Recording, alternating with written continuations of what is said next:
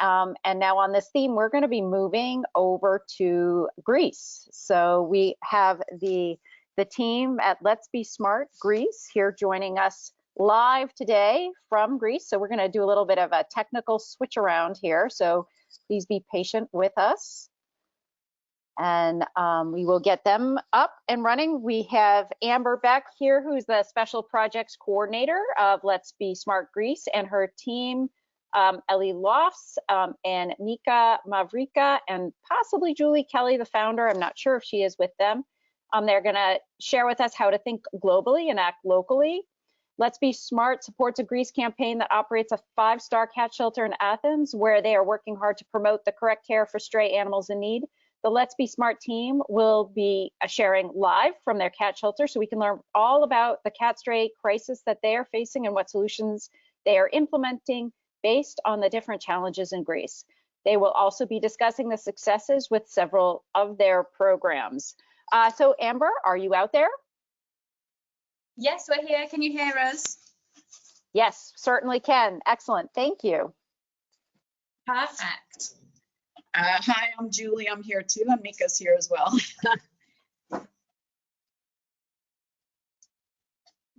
So I'm Julie Kelly. I'm the founder of Let's Be Smart. I initially started the organization in America, but I started coming to Greece probably like almost 25 years ago. A lot of, the stray animals, and I also connected kind of with the culture to, understand why there were so many stray animals, because of course when you come from America, we have a little bit different way we manage our strays, and that there are strays, but we also have a lot of shelters, which in Greece you don't really have a lot of shelters, specifically organized shelters. A lot of the animals that end up, the strays that end up living, if they're lucky, inside are usually from individuals. So so I wanted to take a different approach, and I initially wanted really to focus on education. So back when I first set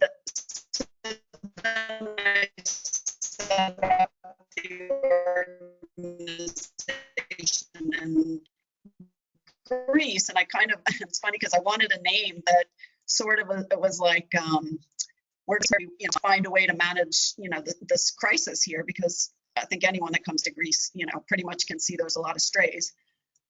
So I remember, trying to come up with something that would stand for SMART, which I ended up, successfully managing animal rights today. So after that, I started putting together some information about how the animals are beneficial to humans, because I felt with the way the culture is, I felt that if we could show the benefits of the animals, they would understand them a little bit better, and this way educate them about all the amazing qualities, and which would then trickle down, I think, to the strays, and that it would give them more of an interest to want to help take care, or just see that they're not just something that belongs outside.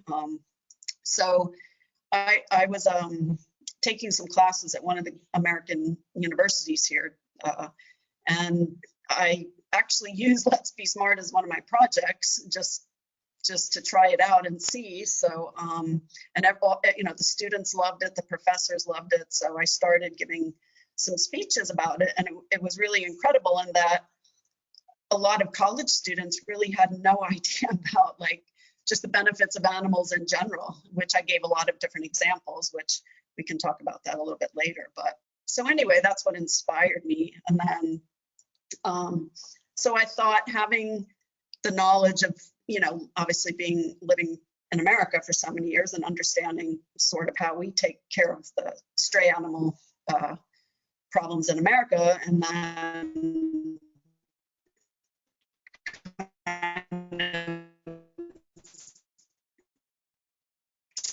trying to see how I could couple that in Greece here and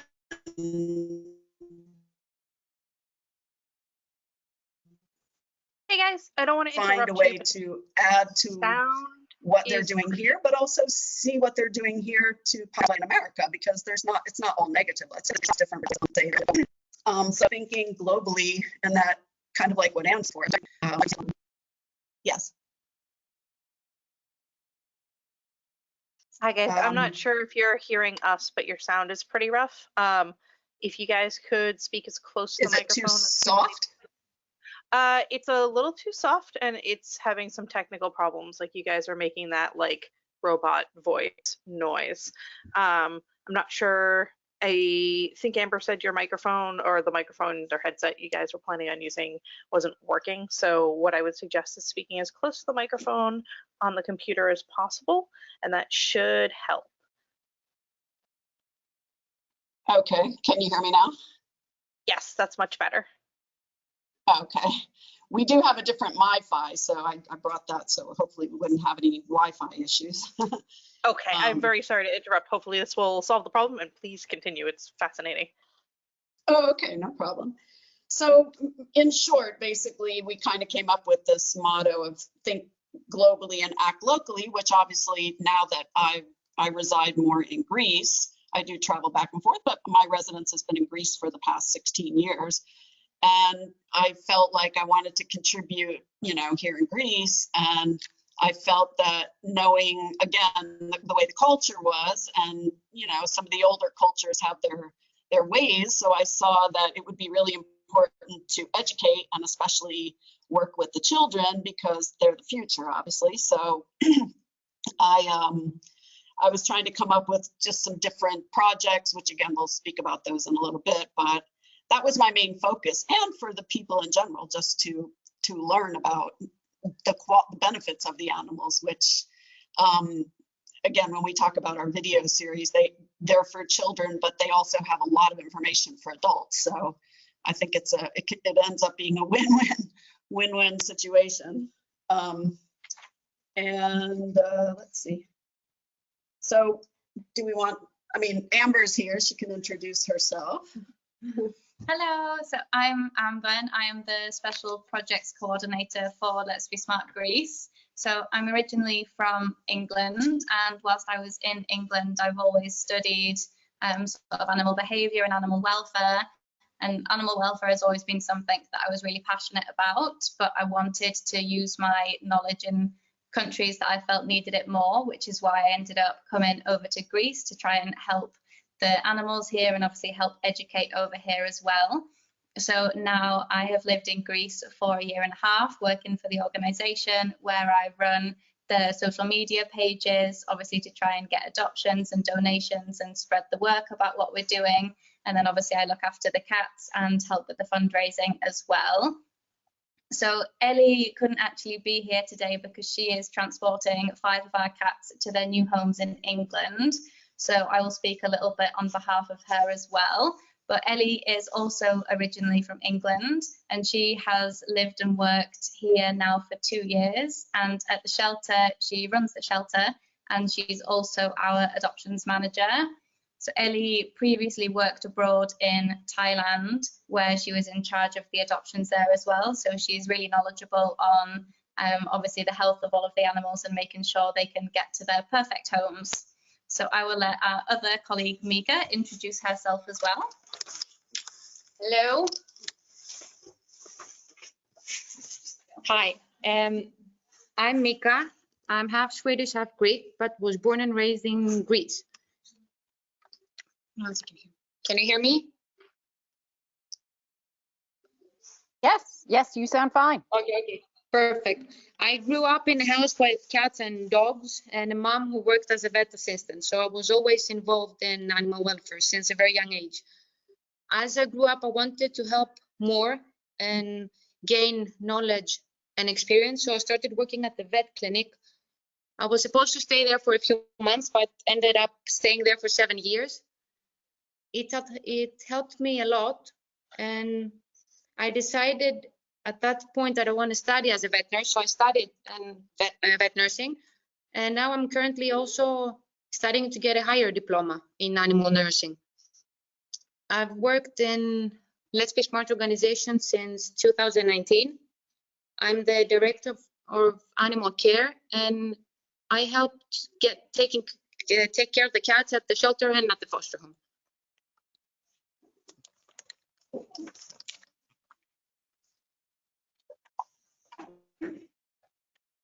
So it's back to Julie. So basically, our core values of our organization is to educate about the importance of the animals, and also it's important about bringing the communities together and collaborating. I'm a big collaborator, so I even collaborate with other organizations here because I just think the stronger you are in total, you're able to help more of the animals. So let's see. So in Greece, we have, like I say, the 5-star cat rescue, which is fairly close to the Venizelos airport, out a little bit more in the rural area, which is better because you have so many animals. There's no neighbors to complain or anything, and it's also easy when we're transporting the animals when they need to go to their homes. So at our shelter, we introduced some different programs for volunteers, a global volunteer program, which so that we bring people from all over, so they also can experience like what Greece is experiencing, and they stay at our shelter here and learn about our struggles, the good things. There are people that love animals here in Greece, so it's probably at a lesser probably amount, because also we're in an economy that's a little different here. So even though people love the animals, they can't always financially take care. And so I think a lot of the private people here, struggle while they'll feed and take care of the cats. Once the cat has an issue medically or something, it makes it a little difficult for them. And this is where we have a lot of sick or injured cats that can remain on our streets here. So that's probably one of the challenges over and above good people here that do love animals. And with our volunteer program, like I say, it gives us more exposure and lets people from all different countries understand what we are going through. And quite frankly, we've had quite a few volunteers that end up adopting a lot of our cats because they're the way that we have our shelter, which Amber will talk about, but basically it's an open setting, so we don't have cages unless it's a very rare case of a cat, that has to be in a cage. Maybe it's paralyzed or something, but because they live in a home environment, so the volunteers are basically like living with them, so they end up falling in love, and many of them travel back to their home countries with cats. In fact, we had one just recently go back to Iran. So that was a little kitten we had here. So, and then we are, of course, trying to sterilize as many as we can, although that's probably not the main focus. I would say our main focus is more the education, because I feel like the more we educate, there will be more people taking care of the cats and hopefully less to sterilize, although we are sterilizing. And we do collaborate with a couple organizations that do more TNR. So we'll offer our location where we can have some cats stay here while they're getting transported to the vet, things like that. So we do work hand in hand. We also are, again, we can talk about that when we go over the individual programs, but we have been working with our local mayors, because that's, how you have to try to get things done. So because our shelter is in one district and our foster home is in another, we're actually working with two separate mayors, two separate municipalities, and both have actually visited our shelter. And I think they were very surprised because, again, it's not something usual here, shelters. So when they walked in, the first thing they say is how clean it is. I guess they have this idea that it wasn't going to be clean, but So it's just interesting with the cultural differences, like, because it's not usual to see something like this. So based on that, actually, they see that we're doing things professionally and they're willing to work with us. So we came up with a few different projects, which one we've actually written for one of the mayors is a whole cat welfare program, which we'll show you that later. And also initiating smart yards, which are like cat feeding stations, which look really nice, like nice wooden houses. And, so they're being fed in kind of common areas and people will keep it clean, because that's the other problem here, is that a lot of people might want to feed the strays and I think they're doing good, but they just throw the food in the middle of the sidewalk or leave their half-eaten food, by a garbage dumpster. And then, unfortunately that creates problems with ants and bugs and it smells, and then people decide they don't like the animals. So we're trying to make a solution for that. And if the town agrees to put in these feeding stations, these smart yards, then basically they can just say, hey, you want to feed the strays, feed them here. And then the other people that maybe didn't like the animals see that it's kept clean, and then they may not mind, as much. So we're trying to find a solution so that we can still feed the strays, because I know in America even there's problems. You have some towns that they'll say don't feed the strays. So we're trying to find a solution so we can have the best of both worlds, keep things clean, feed the strays, and not have too many complaints. And then we have the education programs, which can actually be applied really in any country, but so we have them in English, but we also translated them in Greek, which we'll share that when we get to that screen. But and we created the S.M.A.R.T family. So the S.M.A.R.T family kind of goes through the whole process of adopting, and first they thought they were going to buy a pet, and we have superheroes that kind of advise the family, and so it just takes them through the S.M.A.R.T family adventures. And we're on video. We've produced 6 videos so far, and we just recently got the certification from the whole Ministry of Education in Greece, so we're allowed to show them at all the public schools. So we're excited. We only got that maybe a month or so ago. Of course, with COVID, I'm not sure when we can get in the schools, but we have had schools reach out to us, so we're positive that hopefully in the next month or two we'll be able to start making specific plans to go visit the schools with that program. And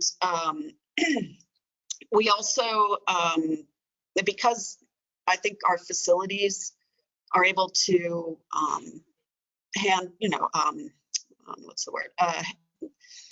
accommodate people staying here, because we have it's a full villa, like with bedrooms and everything. So we created a veterinary internship program. And Mika, who will talk about that as well, we were able to speak with a lot of the vets we work with and work out that we could collaborate with them, so the students can come and actually participate or observe in the operations. And also with some TNR here, we try to get them involved and show them what we do here. And they get to see how in Greece do the veterinarians work, or how do they operate on certain things, probably a little bit different procedures than maybe they're trained. And we started that last year, and it actually worked out really well. So this year we already have like 14 or 15 students confirmed. That the first one will come in February. The majority come in the summer because they're not in school. So it's been really positive. And then they're really great helping out at the shelter, because obviously they can help administer medicine. And if they see something wrong with one of the cats, they can let us know, or, they just, it just makes it a lot easier that they actually know exactly about the animals. So, and last but not least, we try, again, not when it's not COVID, to create some events that involve the community and with the children. In the past, we had a great tennis one called Tales for Tennis, and we had a couple of the tennis stars from Greece come, and we invited all the children for like a tennis tournament, but had it all animal related as well. Animals for adoption, we had animal trainers, and it was really, really successful. It just had we had so many kids and their coaches and parents want to sign them up that we actually didn't have enough room because we only had so many courts. So it was very, very successful. We hope to do that again once things calm down. So let's see. And Amber's going to talk about our cat rescue, and later, of course, she'll be giving a live tour. Well, I hope the Wi-Fi and the sound will let us do the tour. But for now, yeah, so you can see a couple of pictures of our main rescue shelter there. So as Julie said, it's a big villa, so it's split over 3 floors. So there's a lot of space for all of the cats. Currently at the shelter, we have just over 50 cats, and they are spread between our main area, which you can see on the top picture there. That is the living room. And then we also have really large balconies on 2 of the floors that are all netted, so the cats are all secure, nobody can escape, nobody can fall. But because we rescue a lot of cats, say from the streets or stray cats, some of them might be shy around people, or they don't feel so comfortable in the house yet. So the balconies give them that nice outdoor space so they can sort of get used to humans and being an indoor cat in their own time. We also have 6 bedrooms. And these are our isolation facilities. So any cats that are sort of waiting to be vaccinated or anything like that will be isolated in our bedrooms. And this is also where our volunteers sleep. So it means that the cats always have so many people to cuddle. They get really well socialized. They have plenty of opportunities to play with people, with other cats. They can cuddle, they have the opportunity to hide, they can get up high on all of the scratching posts. So we really give them the opportunity to express all of their natural behaviours, even whilst they're in a shelter setting. So yes, hopefully we'll be able to give you the full tour at the end so you can see our shelter in person. And then we also have our S.M.A.R.T foster home as well, which Mika will talk about because she spends most of her time over there. We currently have 27 cats under our care at the foster home, 10 kittens and 17 adults. Depending on the needs of the day, daily tasks can change. So we always start our day by feeding and administering medicine, and then we clean the facilities. Foster home is a well-designed apartment without stairs, so the layout is appropriate for cats with special needs. We have 2 one-eyed cats, 1 almost blind and 2 paralyzed in the hind legs. You can see at the pictures that we have a big terrace with an amazing seaside view, so the cats can enjoy outdoor space as well, run around, sunbathe, always with supervision. The apartment is equipped with scratching posts in every corner. You can see it in the pictures. There's a playground in the middle of the living room. We sometimes, when we have cats with special needs, we need to set up crates to isolate them. For example, this past December, we got baby Elise from a vet. She's a kitten that was hit by a car and dislocated her pelvis. So she had to stay in a crate for a while until she healed.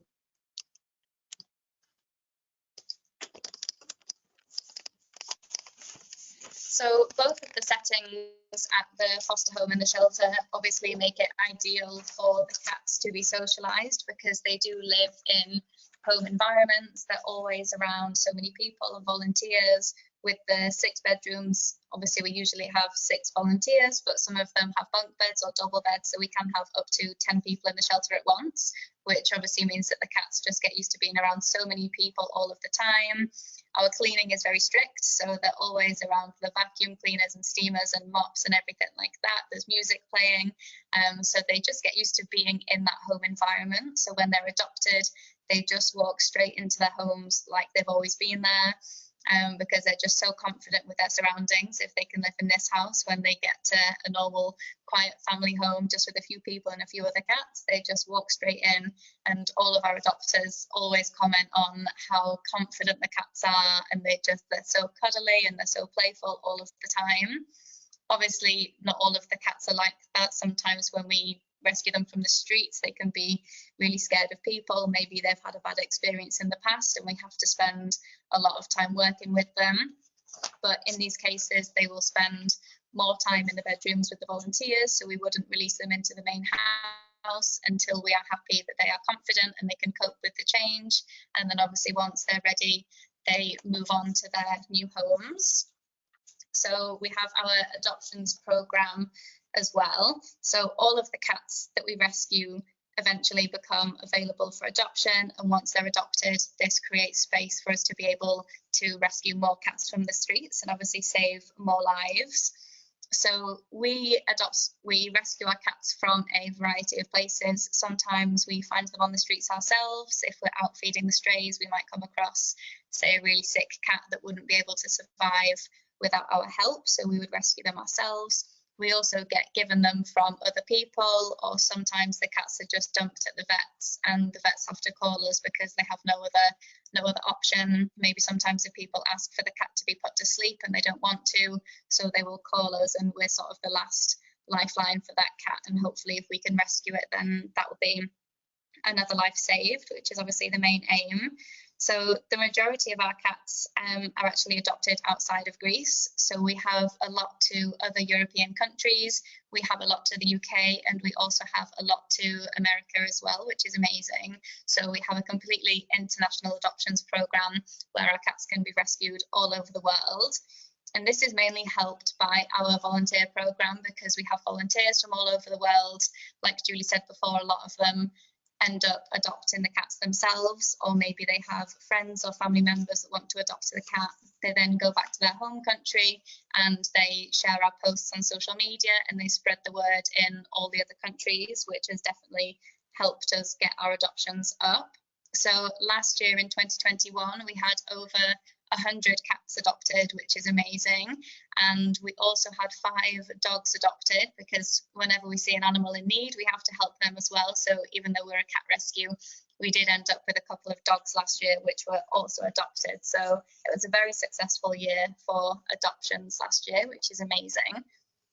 But of course, to get all the cats ready to be adopted, there's a lot of medical treatment that we have to do, and a lot of expenses involved in this medical treatment, of course. So all of our cats obviously have to be healthy before they can travel. So before they even come into our care, we have to test them for all the viruses. We do fecal samples because we need to make sure that they're not going to put any of our own cats at risk.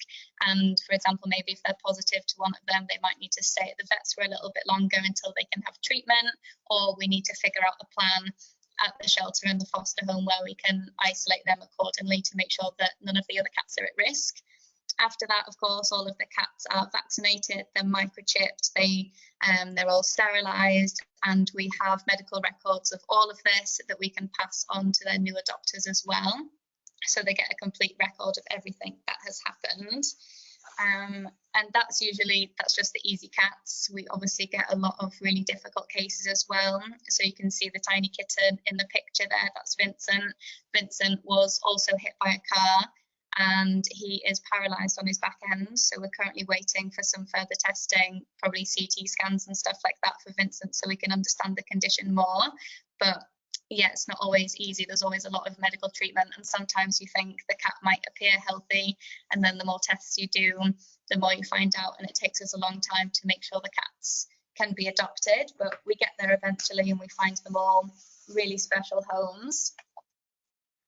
One of our favourite current success stories is Mr. Kipling here. He doesn't look like that anymore. So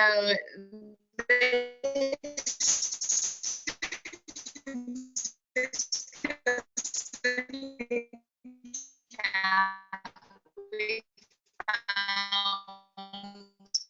on the street when we were out feeding the strays.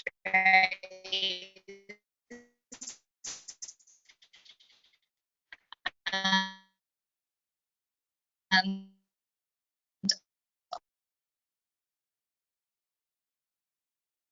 obviously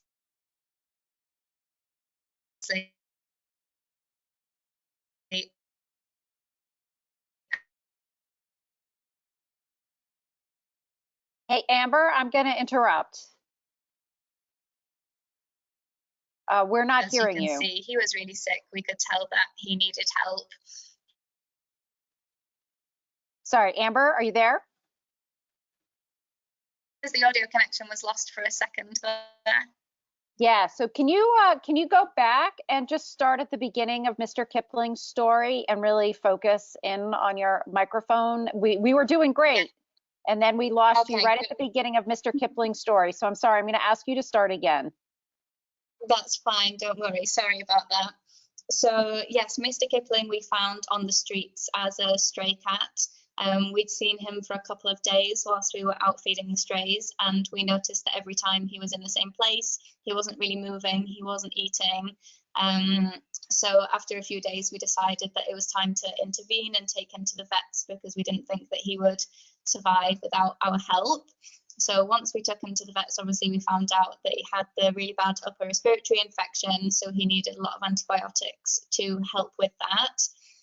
He also had a hole in his gums, which was really painful for him and really infected, which is probably why he wasn't eating.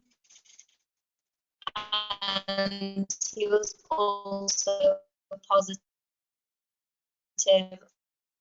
for HIV,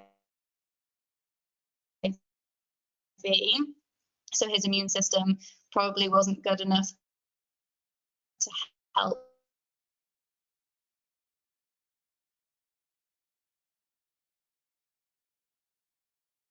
fight off all these problems that he had.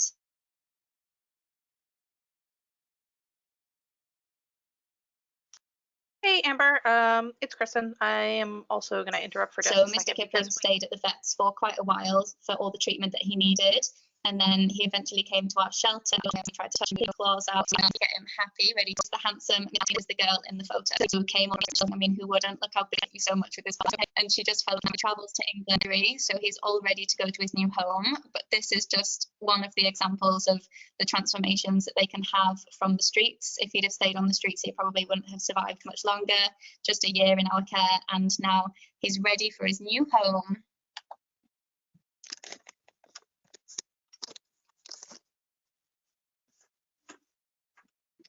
So unfortunately, Greece has an enormous amount of strays. Every street you pass and each corner you look at, there will always be a cat or a kitten that looks for food, water, or even a stroke. On a daily basis, we feed in Varkisa, one of the cities of Athens, 5 different colonies. Each one has 10 to 15 cats. And when it's needed, we also trap them to take them to the vets for treatment. Lots of them, mostly all of them, without human involvement wouldn't survive.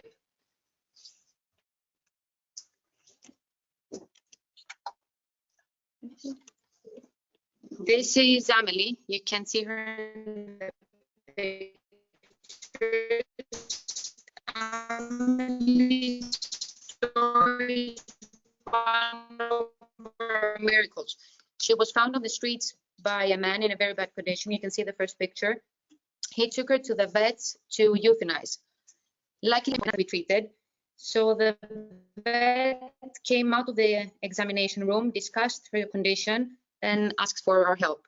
We didn't hesitate and couldn't say no. So we immediately took her under our care. Amelie was very skinny at the time, dehydrated, her eyes in a very bad condition, and she suffered from upper respiratory issue as well.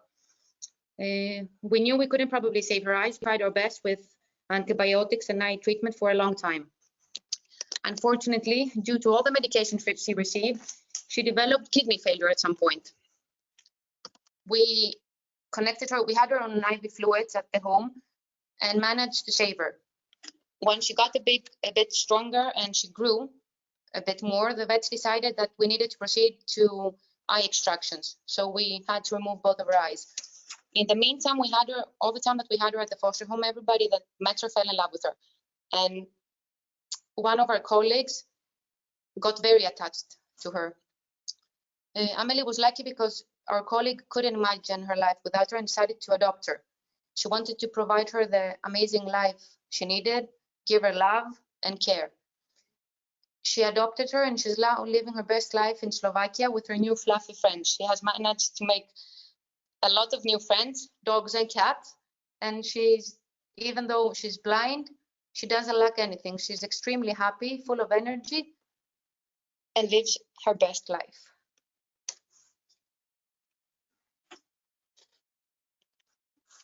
In our daily battle to reduce the overpopulation in Varkiza, we proceed to TNR, trap, nurture, release.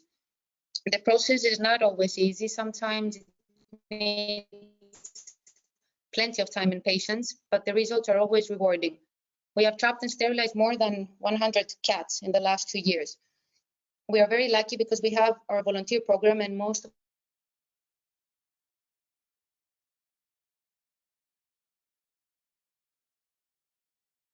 our volunteers want to be a part of it and help us. In the special needs or cat that need extra care. So in that case, we take them under our care to bring them to health and then try to get them adopted.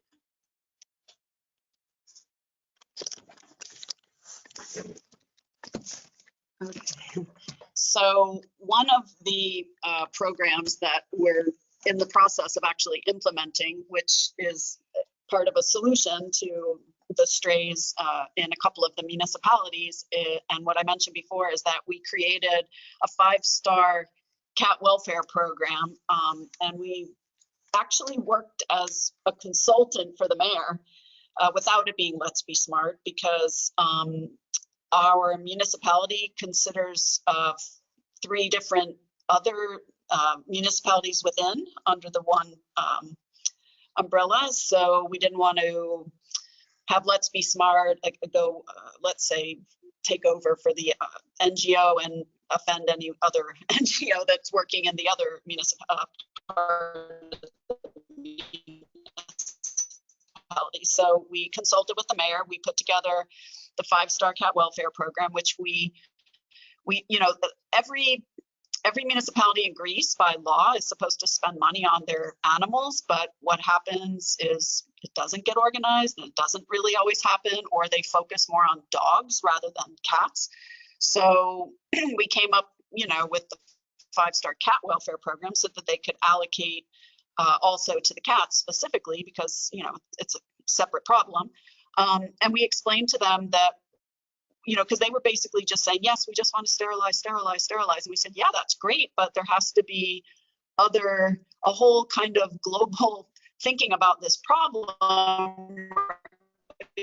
you know, rather than just sterilizing, because you can sterilize all these cats, and yes, it might reduce some of the population, but the problem is that the people still dislike the animals, and unfortunately we have a lot of poisonings. You know, you need to incorporate a little bit more into the whole community awareness about the animals. So what we did initially to create this welfare program is we went in our municipality street by street, every single street, and tried to find every single cat that is it the next thing? Hold on, I'm just checking. Yeah. So we went and we tried to count, obviously we're probably going to miss some, but we went and counted all the cats in one area, and then we got the population for our area and the population for the other areas, and we created a chart, you know, based on people population for cat population. And then we came up with, you know, an amount to sterilize all the cats. And then I created a secondary worksheet that said, okay, I know you can't do all of this in 1 year. And we broke it down to like 4 years and came up with the plan that they'll pay a certain amount for sterilizations, but we also incorporated into our plan about emergency medical care, because that's important, obviously, and chipping the animals, because technically in Greece, the animals are supposed to be owned by the municipality, but unfortunately the municipality doesn't have just even the manpower or the funds to really help all the animals. So, you know, the NGOs or individuals are the ones that step in and try to take care. So we discussed with them about adding pet chips under the NGO's name so that we'd be responsible, and also to give the have the NGO contributing towards some of the welfare of the animals in collaboration with the municipality. So it shows we're, you know, together we're going to help the whole problem here. So they like that, and we made the whole proposal, and it's actually now they're. Oh, and so we, when we made the proposal, we came up with about 50,000 euros a year for just the, you know, for the whole municipality, and they actually announced that was exactly what they're providing now. So now we're just waiting for it to get implemented, but they actually took our number from our chart and everything, and are proposing this. So we meet with the mayor on a regular basis, and the CEO or CFO that works with the mayor. And we're trying to just get it in the final stages to be able to work with them, and also to have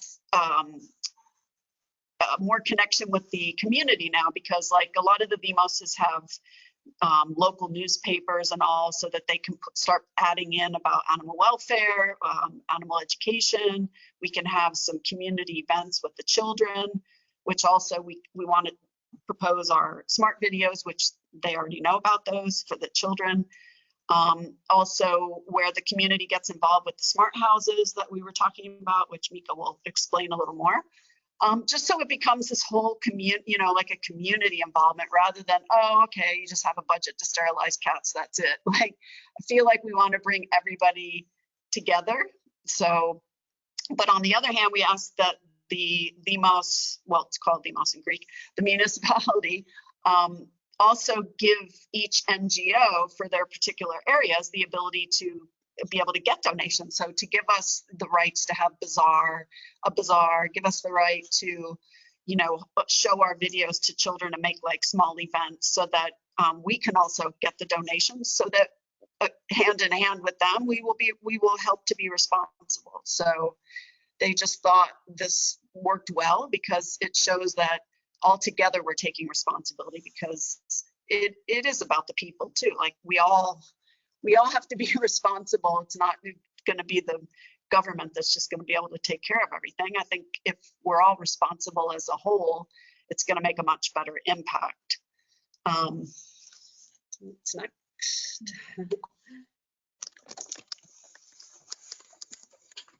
So smart yards are community houses that we help set up throughout local communities where they're needed. They are outdoor wooden houses that offer protection, daily access to food and water, and medical care when needed. In 2021, we donated 20 smart yards and feeding stations to the municipality where the shelter belongs to. We installed them in 7 different towns throughout the municipality according to the needs. We were very happy because we received help by the municipality's volunteers. They go and feed, take care of the feeding station and smart yards, and put fresh water on a daily basis. We have also installed feeding stations at other areas, such as a rehabilitation center for kids in the area of Vula, another town nearby, where 30 cats live and get fed by the staff and volunteers there.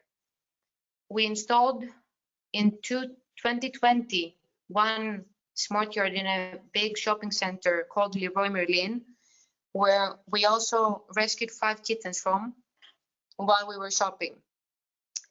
And we have also installed one big smart house in a refugee camp in Lavrio, where we organized an event to educate refugees about animal welfare. And sometimes in various cities of Athens, after receiving a request from the flat residents. So as we were saying, also we have the Global Volunteer Program, and I think we pretty much touched most of about how it's beneficial and how they also learn about our challenges here in Greece, and the good, you know, the good things as well. So actually the girl in the photo is right here right now, Beck, which if we do our live tour, you can meet her live. And we usually, for the volunteers, a lot of them come through the platform Workaway. So they are registered in with the Workaway program, and we basically tell exactly what the tasks would be, how many hours a day. They get 2 days off a week, and we give them accommodations. What do we provide? We also try to provide some fun things. It's been a little more challenging, last year or so, but usually we do outings together. They cook together. They go out together. And we try to take them to some of the local, like the Temple of Poseidon, and show them how to go to downtown Athens so they can learn about Greece and learn about the culture as well, not just our cat shelter. So it gives them a little bit broader experience. Let's see how okay. About the vet internship program, we created the vet internship program last year, and it was launched in summer 2021 by collaborating with veterinarians, animal behavior experts, local dog shelters, rehabilitation facilities for abused and vulnerable animals, and we offer hand-on experience. The program is beneficial for students of veterinary medicine schools, students of colleges and universities with animal-related studies and degrees, such as animal behavior, and students of business administration programs who want to pursue a career in animal shelter management or in an NGO. The program offers hand-on experience in shelter care by assisting with the vet visits, by assisting in operations, work experience in TNR programs and international pet adoptions, and learning about from animal welfare experts. All our collaborators are experts in their field, and they agreed to dedicate their time in order to share their experience, their knowledge, and their practice with our interns. We offer transportation and accommodation, breakfast, lunch, and we always organize activities such as mountain bike hikes, visits to archaeological sites. Upon arrival, we provide them with a welcome pack with gifts, and at the end also an internship certificate. Until now, we have had 10 vet interns from different countries around the world, and the feedback was excellent from both sides, the vets and the vet interns. We look forward for the future interns that will join our program.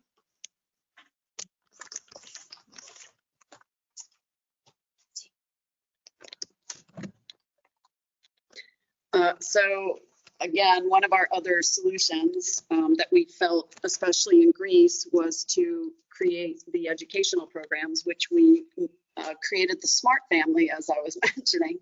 And we started we started with the family's adventures. We started with we introduced George as the smart superhero kid, because we want the kids to feel that they're little superheroes when they're helping and feeding the strays and helping build a little house for them with their parents, and for the winter, for protection. And it's just a cute introduction. And then we introduced the S.M.A.R.T family in the second video, and it's titled Adopt Out Shop, which we kind of go through the process of explaining about the pet shops and where do they come from and where the animals come from in shelters. And so they end up adopting a pet, and then we teach them, give them care for an adopted pet, about how to feed them, why to chip the cat so it doesn't run away, or chip a pet in general, to vaccinate it, to protect it in the future. Then we talk about the importance of sterilization, so they can sterilize their pets. Also, they won't want to run around outside if they're indoor cats, and so it can be healthier if they're sterilized.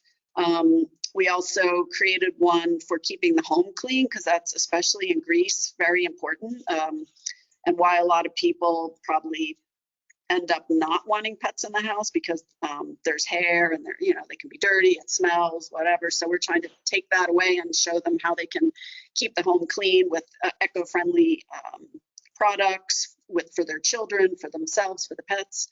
And then our latest one is about the benefits of animals, which is really great for PTSD, for autism, sick children.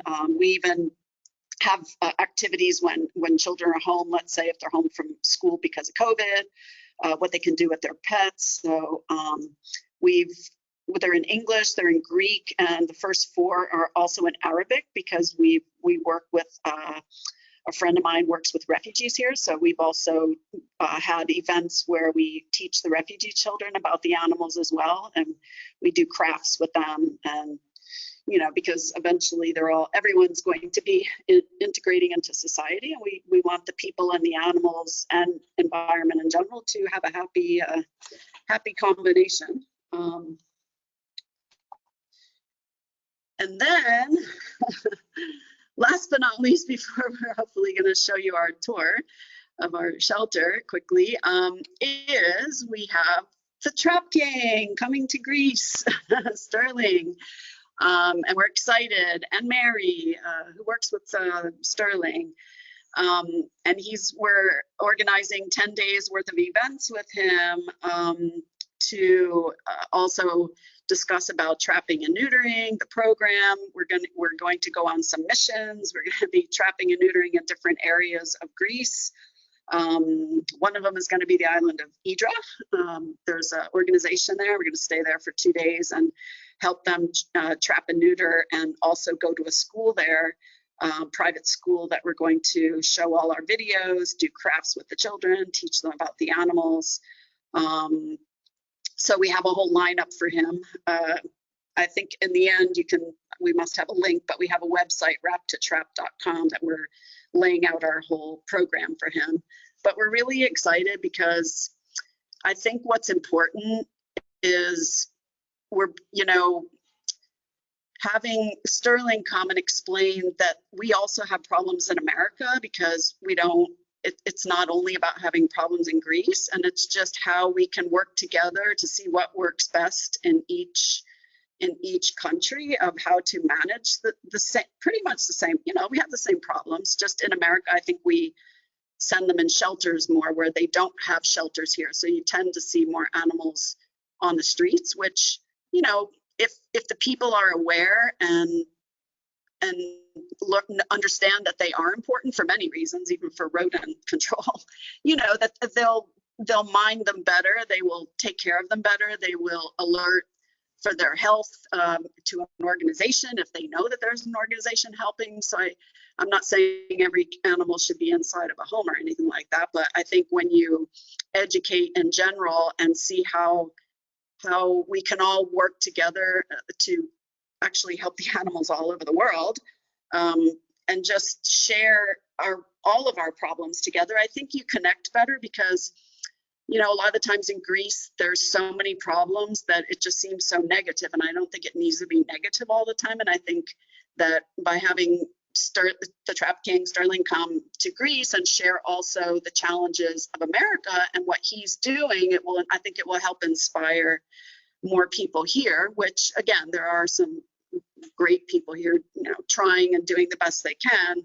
Unfortunately, in Greece, like I say, funds are very limited. The government funds are very limited, and it's really a challenge. And I think probably why I chose to do something here, because, I have I'm funding it more because I have my company in America, and I chose to try to help, the animals in Greece, because I feel that they have a little bit less advantage over here. So, and to make other people aware so that we can all help each other. I mean, I help people in America, I help organizations in America. I think if we all just give a little and understand all of our problems and our positive pros and cons of every country, I just think we'll be aware and at a different level. And I think eventually we can achieve a lot better overall care for all of our strays. So.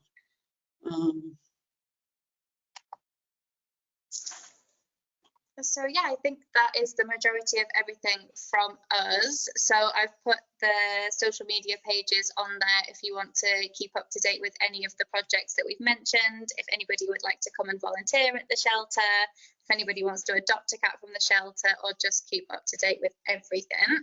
So hopefully, yeah, obviously raising money is really important for the charity as well, to be able to fund all of this, to be able to save the cats, to have the success stories like Mr. Kipling, like we had before, and Amelie and Vincent and all of the others. The donations are extremely important to make sure we can run the organisation. So if you have any questions, hopefully we have time for a little Q&A, but we do have the email address on there as well if anybody wants to take note of it to find out more about the work that we're doing. And fingers crossed now we can give you a quick brief tour of the shelter so you can see where all of our wonderful cats are living. So Amber, how are you going? You're gonna just pick up and walk around? Is that the plan?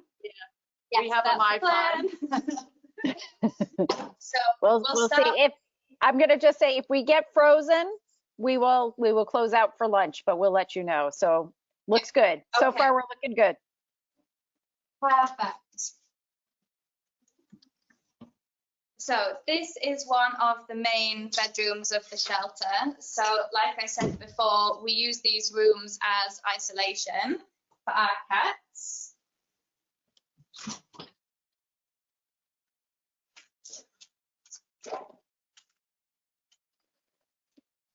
And It's then nighttime. all of the bedrooms also have their own, it is nighttime here, it's nighttime, we're 7 hours ahead of you.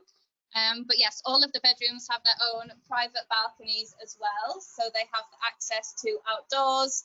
And like I said, it's all netted, so they are safe.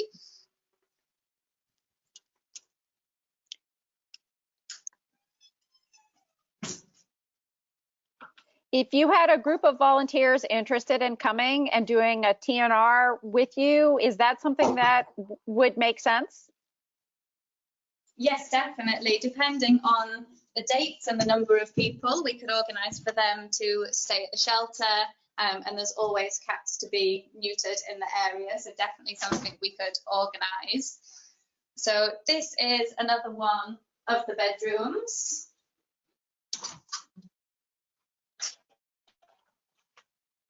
And again, they also have their own private balcony.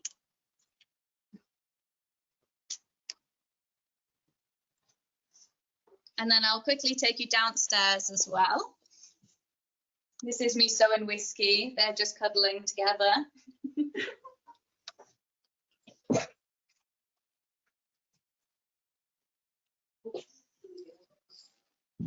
And then downstairs we have our main areas, another bedroom and the volunteers, and the big open balconies as well.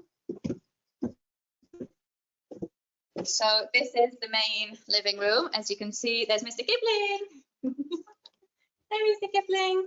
So we have lots of space for the cats to climb, run, scratch, play, watch the birds on the TV, and of course, socialize with all of the volunteers. Wave. And then outside.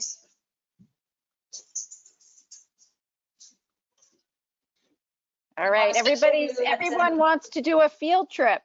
We've got field trip in the comments here. You're all welcome.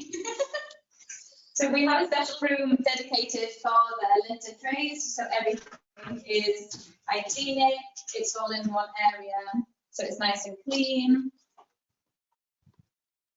And then again, we have more of the balconies, which you can see is all netted, again, to keep them safe. And then lots of our smart yards, the little blue houses, which are on the balconies, again, for the shy cats that maybe don't feel comfortable coming inside the house yet, or just want some fresh air and some of that nice Greek sunshine when it's not nighttime. Oh. So yes, that is everywhere.